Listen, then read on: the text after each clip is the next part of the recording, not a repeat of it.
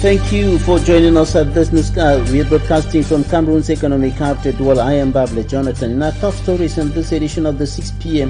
primetime newscast on Equinoxe television, lawyers in the Republic of Cameroon decry what they consider as an attack on the legal profession. Some of them were speaking to Equinoxe television today after the arrest and detention of 3 lawyers within a time space of 1 week, and the Cameroon Bar Council condemned violation of several legal provisions in the arrest of the 3 lawyers. We shall bring to you details in this edition of the news on Equinoxe television and news out of the Republic of Cameroon. Kenya's new president William Ruto qualifies his swearing-in ceremony as a moment like no other, adding that a village boy had become president. He was sworn in today in the country's capital, Nairobi.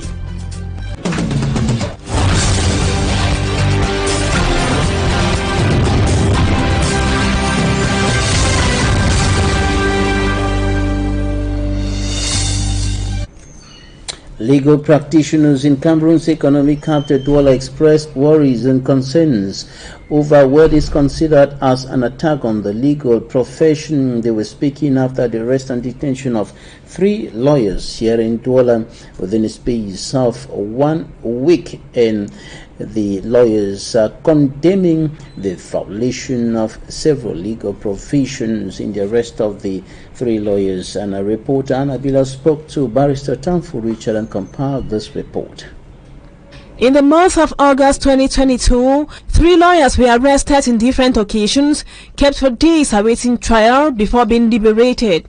Legal minds in Cameroon have been expressing worries on how the legal profession is being disrespected in the country by those who are supposed to hold it at a high esteem. We should not try to humiliate others' profession because we want to show that we are above them. No.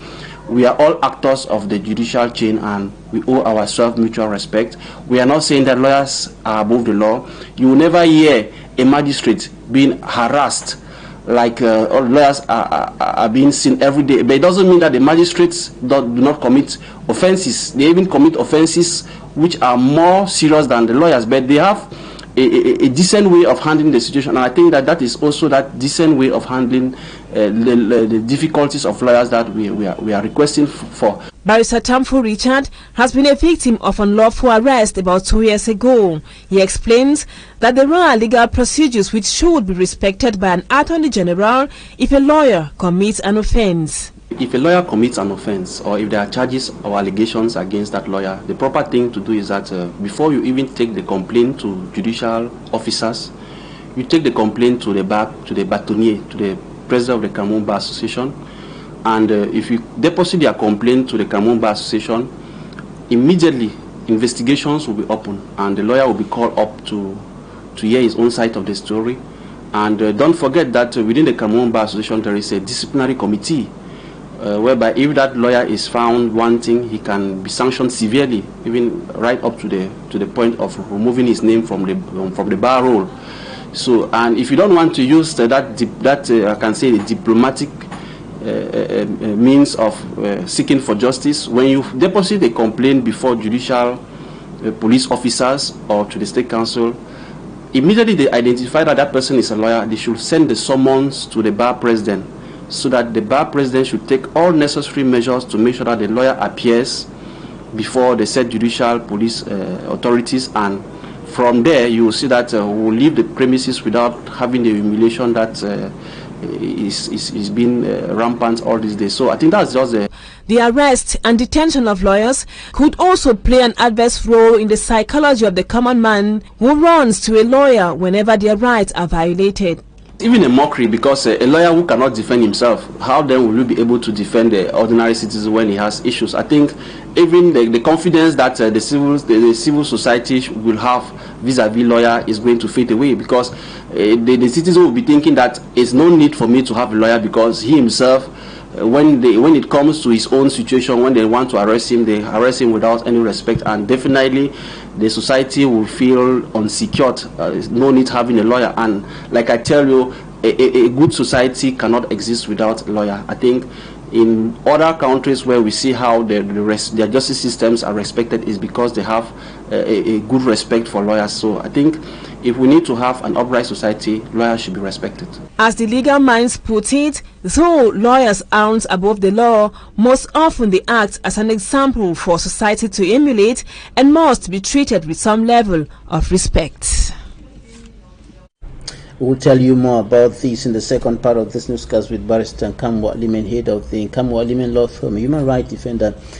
And of course, we're going to be analyzing different angles of this issue in Talking Point. And as you heard in that report, the arrest and detention and violation of the rights of lawyers is threatening the rights of the citizens who are looking up to the lawyers for justice. And some of those expecting lawyers to fight for them to have justice are some Cameroonians who have been duped allegedly by a travel agent who promised to help them travel abroad for greener pastures. And they are seeing that the travel agent extorted several millions of francs CFA from them, and after several attempts to travel abroad failed, they have taken the matter to court. Immaculate Fogbe reports.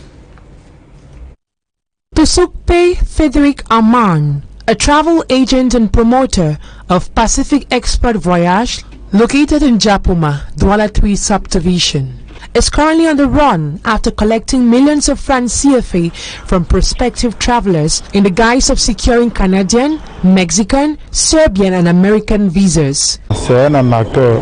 Il y a de cela 3 ans que je vais contacter. I contacted Pacific Voyage 3 years ago and I paid over $1 million francs CFA. He told me that since there is no Mexican embassy in Cameroon, I'll have to travel to Nigeria. So I traveled to Nigeria through Equinoxe. While at Abaka, the Nigerian military took everything I had on me. I had to call my family members to send me money. While there, the agent sent me documents and I took them to the embassy. At the embassy, I was told my documents were fake. When I called my agent, he asked me to be patient. I stayed in Nigeria for 2 months and I paid 15,000 francs daily for my hotel. C'est au niveau de l'ambassade qu'on me fait comprendre que mes papiers sont pas bons. On avait pris un accord pour la destination de la Serbie. We agreed that he will make me travel to Serbia. I gave him 1,100,000 francs CFA. He gave me some documents, and while I arrived at the Douala International Airport, I was told my documents are fake. So I rushed back to Douala and I noticed his offices are all locked. When I call, he does not pick up. I equally send messages, but he does not reply. Nous demandons vraiment de l'aide à nos autorités, à nos parents, à nos aînés, pour qu'ils nous viennent en aide. After efforts to meet with the travel agent and retrieve back their money was futile, a complaint was filed at the Dagbong Judicial Police. After a search, he was arrested and promised to pay all of my money. While in the cell, he gave me 300,000 francs and that he was going to complete the rest before the month of August. Till date, I have not received a dime. Speaking to one of the investigators who wants to stay anonymous, she claims the man in question is facing financial problems, reason why he had to close the doors of his office. Some of the victims do not have certificates that can even ease the procedure. I was at the station when the complaint was filed. The man gave one of them 300,000 francs. After, the agent called me that he has sent another 190,000 francs. Contacting the accused on WhatsApp, he claims of having helped over 4,000 Cameroonians travel out of Cameroon. He says all what they are trying to do is sabotage his name. He called on those accusing him to take the matter to court. Just like the 3 victims holding placards in front of the office reivindicating for justice, many other persons who are equally victims hope to get refunded. In the same vein, some traders in New Bell, Douala 2 subdivision are complaining over what they consider as the violation of their rights in a land dispute, beating them and an individual who is claiming ownership of the piece of land on which they have been doing business for several decades, over 40 years for some of them, and they are sending distress calls to the authorities to help them in this issue. Details with Lucy Liengo. This is Mashede Shelf, a market where goats are sold in New Bell, Douala 2 subdivision. Sellers complain 3 individuals are claiming ownership of the land and they are being threatened to leave the market. According to Fugan Roger, president of the Butchers Association of Mashede Shelf, the land was given to them by Camtel. Bon, nous sommes ici depuis plusieurs décennies. We have been here for so many years.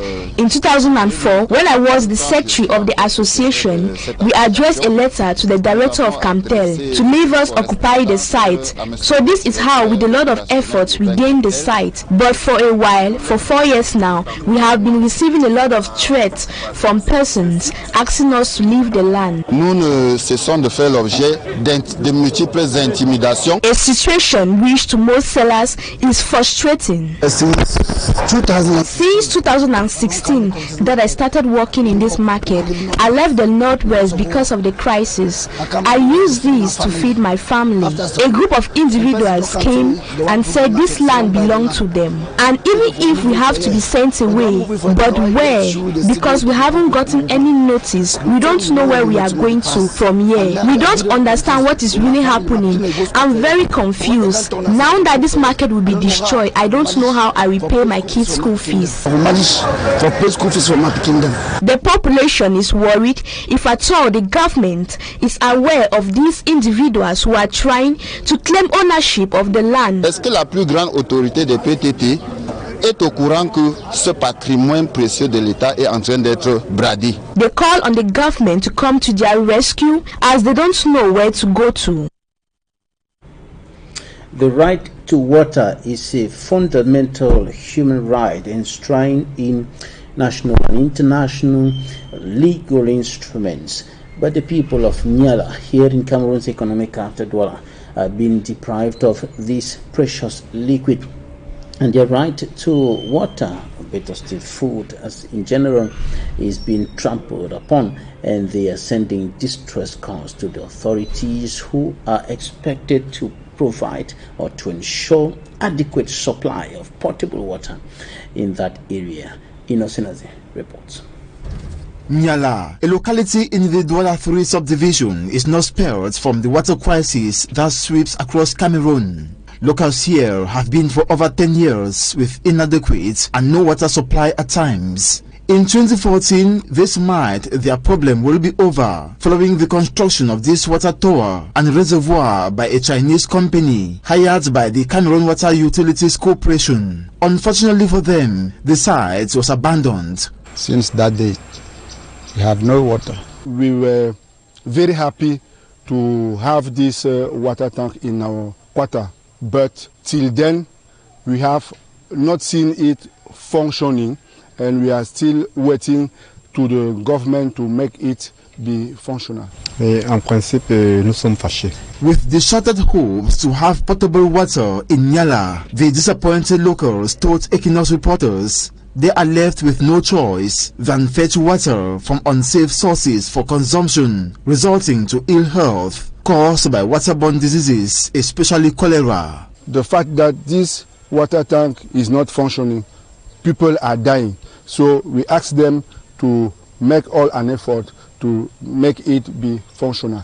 Contacting Camwater, we were told that the Nyala reservoir is well functional. It revitalizes the general distribution network in the city of Douala. Inhabitants of Nyala, politicians and critics do not have a mastery on the role of this reservoir.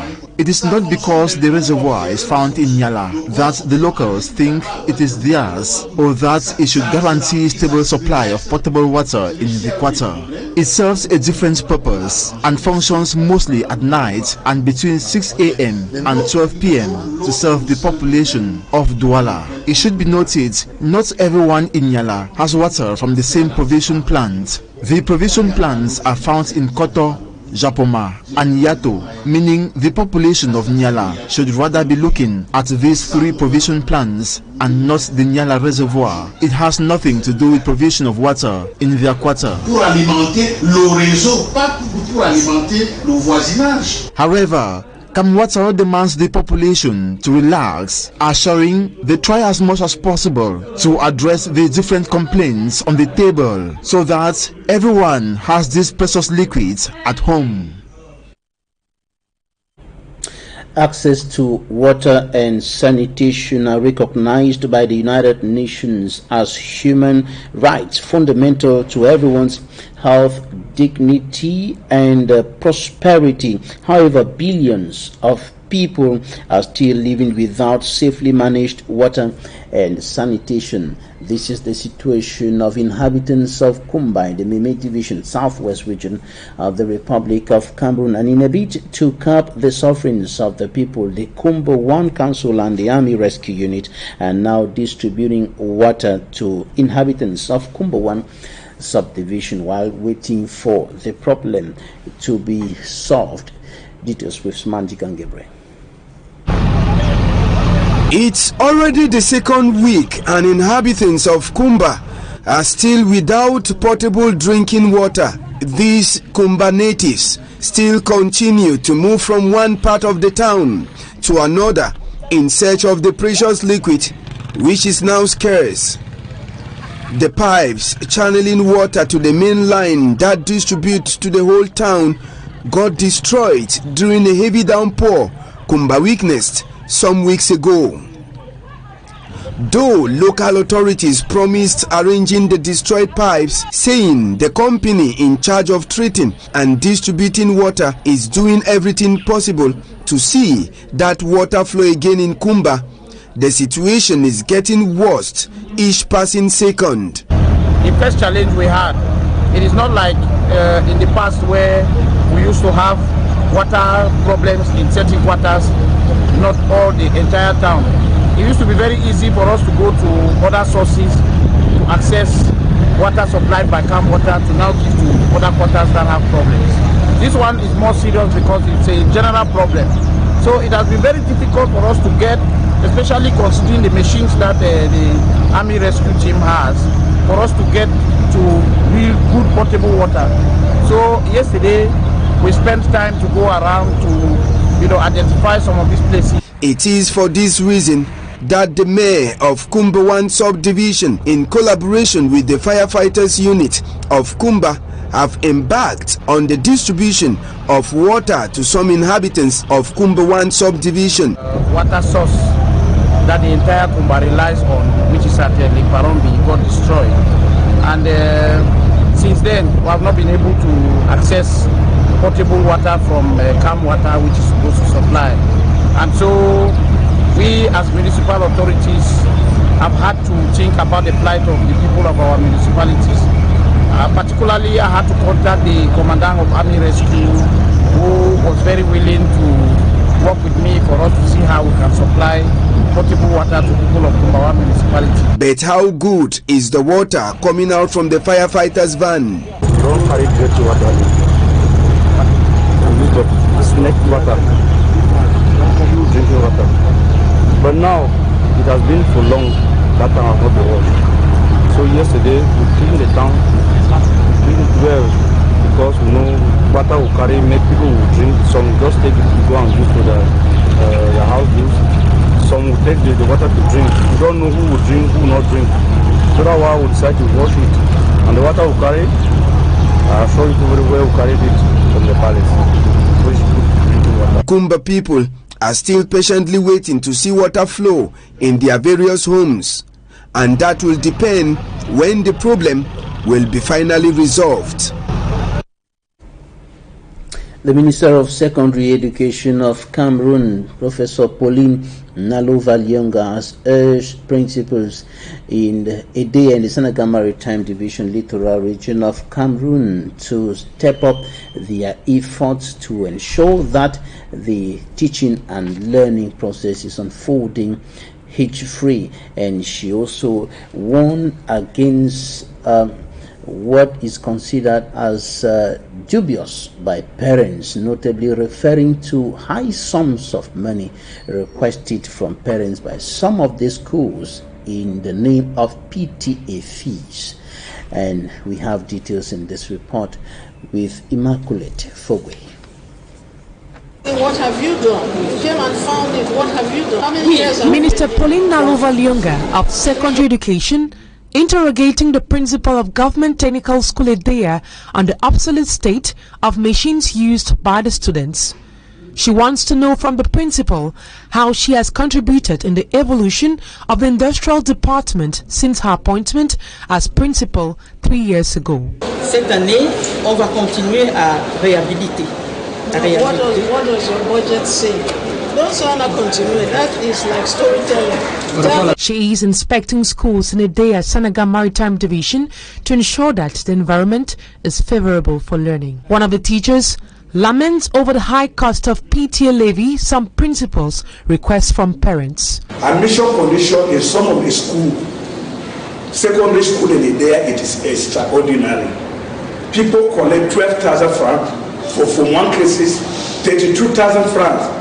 For Form 1 classes, 12,000 francs. Students pass that. To be admitted. To be admitted, people pass GCO level to OSECO cycle, they give 12,000 francs.